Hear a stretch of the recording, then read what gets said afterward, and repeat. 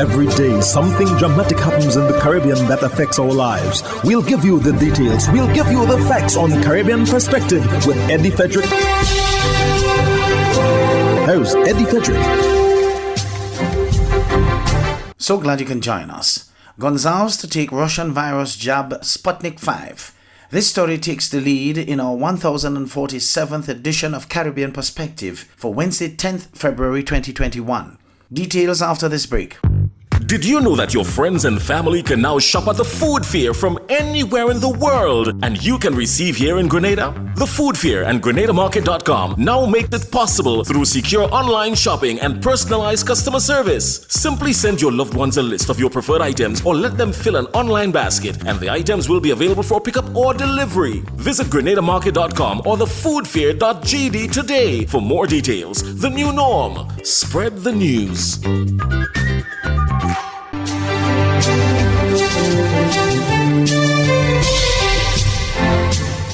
Welcome back. In news out of Kingstown, St. Vincent, Prime Minister Ralph Gonsalves said that he will take the Russian-developed Sputnik coronavirus COVID-19 vaccine Tuesday.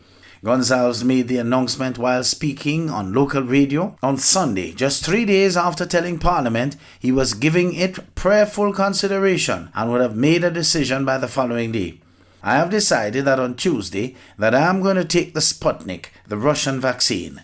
I decided that I am going to do it. I got up Friday morning saying yes, Gonsalves said in an interview on WeFM. He noted that the country has received, through an intermediary, 20 doses of the Sputnik vaccine. He added that infectious disease specialist Dr. Farrell Thompson, a former Minister of Science and Technology, as well as Medical Officer of Health, Dr. Duncan, and a couple of other people in St. Vincent and the Grenadines had already received the Sputnik jab. But there are also many people who are a little wary of the vaccines that I finally decided that, look, if I take it, people would probably have greater confidence in vaccine taking. Because the anti-vaxxers have been making quite an advance on YouTube and on social media, I have seen some statistics coming out from Britain and a couple places, Gonsalves said.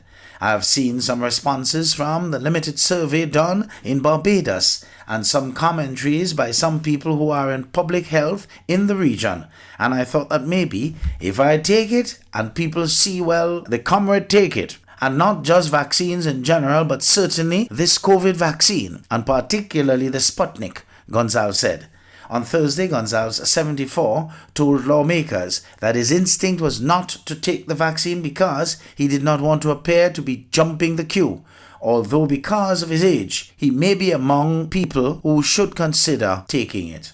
Still from Kingstown, the National Emergency Management Organization NEMO says that the team studying and monitoring activities at the Lucia volcano that is led by Dr. Christopher Thomas will now permanently occupy the Belmont Observatory. In a statement late Saturday, NEMO said that the monitoring network is now being manned on a 24-hour basis as scientists continue to see growth in the new dome with lateral spread of material towards the north and south, with a preferred northward growth observed.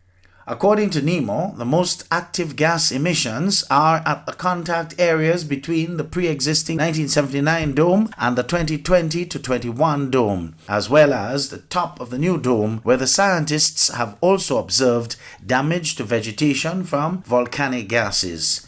In the statement, NEMO reminded the public to avoid visiting the volcano. St. Vincent and the Grenadines has not seen volcanic activity since 1979. An eruption by La Soufrière in 1902 killed more than 1,000 people. In other news, an autopsy on the body of Andrea Barrett comes back inconclusive as the prime suspect in her case dies at hospital. Here is TV6's Urvashitawari Rupnarayan with the details. As pathologists conducted the autopsy on the body of 23-year-old law clerk Andrea Barrett at the Forensic Science Center in St. James, the prime suspect in her kidnapping and murder was breathing his last at the Eric Williams Medical Sciences Complex in Mount Hope.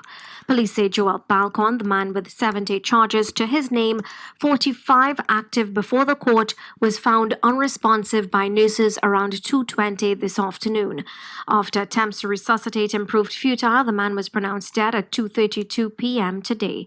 He was arrested at his home in Uruput Road, Sandy Grande on Sunday, January 31st, 2 days after Andrea Barrett went missing. Police say while trying to escape arrest, the 37-year-old man suffered injuries and had to be taken to hospital where he remained until his death. Meanwhile, the autopsy conducted on Andrea Barrett concluded her organs were intact, but the cause of death was inconclusive. A toxicology report has been requested as investigators try to piece together the final moments of the law clerk's life and determine exactly how she was killed. Barrett's body was recovered down a precipice in the heights of Aripo 1 week after her disappearance. Meanwhile, Joel Balcon was among 5 suspects held in connection with the woman's disappearance and the second to die while in police custody.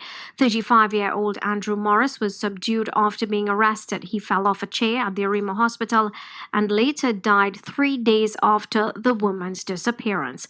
A preliminary medical report determined Morris died from heart failure. His post-mortem was due to be conducted this afternoon. The news of Balcon's death quickly spread over social media with mixed reactions, some asking if he fell off the bed. Others wanted to see the man's body as proof of death. Some wanted him to live to confess for past crimes, and still others wished, quote-unquote, the demon good riddance. 2 persons, a man and a woman, remain in police custody in connection with the death of Andrea Barrett. Urvashi Tawari, Rupnarayan, TV6 News. Over in Antigua, Attorney General and Legal Affairs Minister Stedroy Benjamin says moves are afoot to ensure greater accountability for news outfits, especially when they publish defamatory material. We're going to research the law and make all these news agencies, breaking news, this news, that news, let them, if the publication originates in Antigua and Barbuda, let them be registered. So when you malign and you defame people, you must be sued and paid for your indiscretions. He says his team is working on legislation which encourages responsible journalism, but which punishes reckless journalism. Fair comment is not a problem. Qualified privilege is not a problem. But where you make a publication in a newspaper or any article designed to undermine the integrity of persons in the society, willfully, maliciously, recklessly, without any regard to the truth, then you ought to be made to pay for it.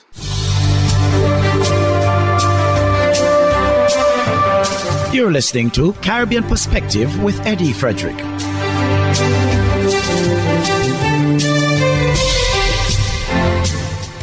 St. Lucia's Civil Service Association, CSA, calls for a 10-day lockdown to address escalating COVID-19 cases in that country. Solage Alfred of HTS News Force has that story. Have you been out after curfew, stranded near a bus stop, waiting for public transportation?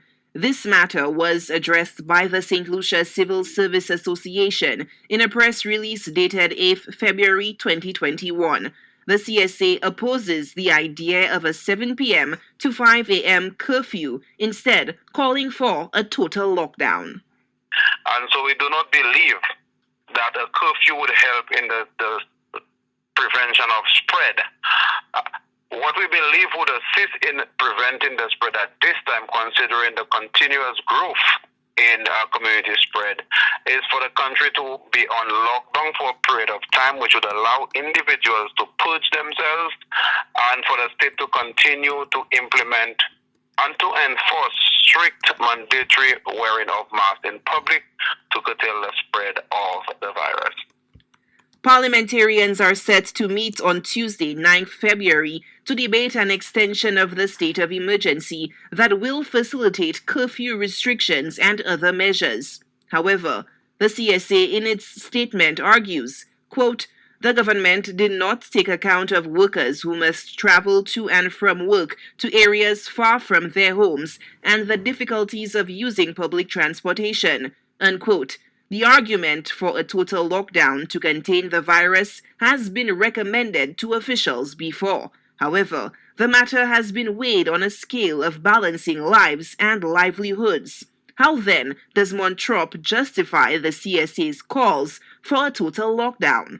I am sure if we were to do a scientific analysis of where the country would be down the road, if the number of deaths have begun to rise, and if we don't take the appropriate step to minimize the spread, it means we will have more deaths, less people, less healthy nation. A less healthy nation means a less economical nation.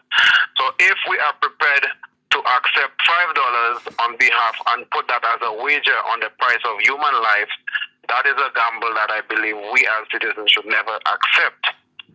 No nation will fall and not rise.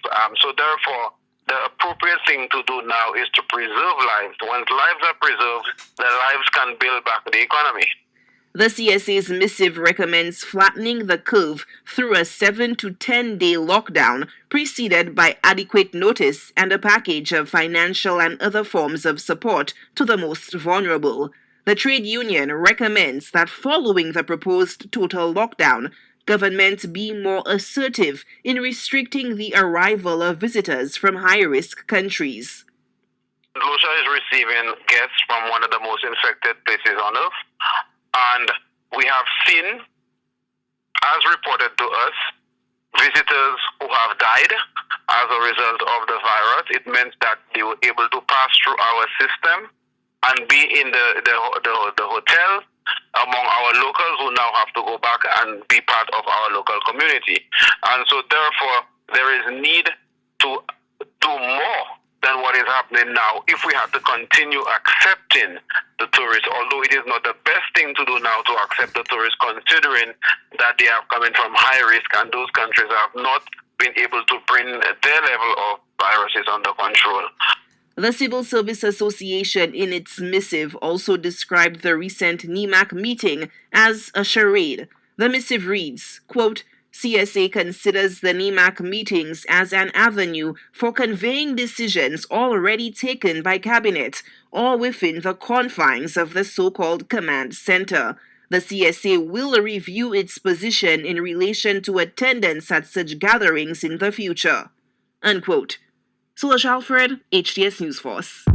Did you know that your friends and family can now shop at the Food Fair from anywhere in the world, and you can receive here in Grenada? The Food Fair and GrenadaMarket.com now make it possible through secure online shopping and personalized customer service. Simply send your loved ones a list of your preferred items or let them fill an online basket, and the items will be available for pickup or delivery. Visit GrenadaMarket.com or thefoodfair.gd today for more details. The new norm. Spread the news.